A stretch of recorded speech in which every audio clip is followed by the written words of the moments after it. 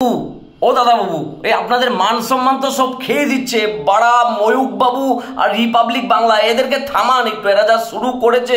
মন চাচ্ছে রাজুদার কাছ থেকে 3টে পকেট পরোটা কিনে ওদের পেছনের পকেটে গুজে দিয়ে আনলিমিটেড সবজি মুখে গুজে দেই। একদম তো ভালো লাগছে না। মান সম্মান যা আছে সব কিছু ধুলোয় মিশিয়ে দিচ্ছে। মানে এরকম করে কেউ কারো নামে প্রোপাগান্ডা ছড়ায়? মানে ওরা কি ভাত খায় না?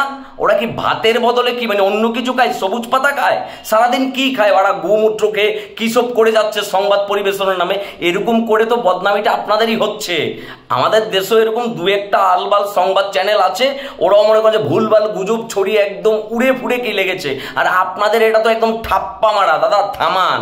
এই ময়ূক বাবুর সাথে তার কয়েকটা ভাই বোনও যুক্ত হয়েছে। এই রিপাবলিক বাংলার সংবাদ পরিবেশনের নামে যা করছে বাড়া, এ দেখলে কোনো সুস্থ মানুষের মাথা ঠিক থাকবে না। আপনাদের মান সম্মান তো যাচ্ছে। আর ওখানে যদি ওর চিকিৎসা করাতে না পারেন, বাংলাদেশে ওকে পাঠিয়ে দেন পাবনার হেমায়তপুরে, ঠিকঠাক করে ওর চিকিৎসাটা একদম করিয়ে নেব। এগুলো কি বলছে? হ্যাঁ, মানে এই যে লাস্ট 9টা মাস ধরে বাংলাদেশকে নিয়ে একের পর এক প্রোপাগান্ডা ছড়াচ্ছে, একের পর এক গুজব করছে, আজকে এই নেই ওই নেই, মানে কি যে করছে মনে হচ্ছে আমাদের সাথে ব্যক্তিগত জমি নিয়ে তার বিরোধ বেঁধেছে। আচ্ছা ময়ূক বাবু, আপনি কি কোনো সুস্থ প্রকৃতির মানুষ?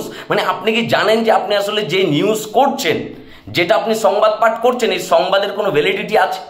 মানে এটার কি কোনো অথেন্টিক কোনো সোর্স আছে? মানে যা মন চায় তাই মনে করেন যে টিভির সামনে দাঁড়িয়ে আলবাল বকে দিচ্ছেন। এরকম করলে না বাড়া আপনাদের এলাকার লোকজনই কিন্তু আপনাদেরকে পিটিয়ে কেলিয়ে একদম উদম বাড়ানি বাড়াবে। বুঝতে পেরেছেন?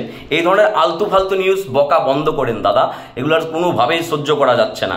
আর আমাদের সরকারের উচিত এই রিপাবলিক বাংলা চ্যানেলটাকে বাংলাদেশে একদম ব্যান করে দেওয়া, যাতে বাংলাদেশের লোকের ফেসবুকে নিউজ ফিডে রিপাবলিক বাংলার কোনো প্রকার সংবাদ না আসে। ইউটিউব, ফেসবুক সব জায়গা থেকে একদম ডিরেক্ট ব্যান করে দেওয়া উচিত। বালছাল গুমূত্র খেয়ে সারাক্ষণ কি বালছাল বকে যাচ্ছে। মেজাজ খারাপ হয়ে গেলে কিন্তু একদম খিস্তি দিয়ে দেবো। ফ্যামিলির লোকজন আছে তাই এখনো পর্যন্ত ঠিকঠাকভাবে বলছি, নয়তো যেদিন মুখ ছুটে যাবে সেদিন কিন্তু খুব খারাপ হবে দাদা, বলে দিচ্ছি। হ্যাঁ, এ ধরনের আলতু ফালতু নিউজ বকা বন্ধ করেন। সাংবাদিকতাটাকে একটা জোকারে বানিয়ে রেখেছেন আপনারা। মানে কি যে করছেন। আরে ভাই, কমেডি করতে মন চাচ্ছে কপিল শর্মার শোতে গিয়ে যোগ দেন না, ওখানে গিয়ে নাম লেখান।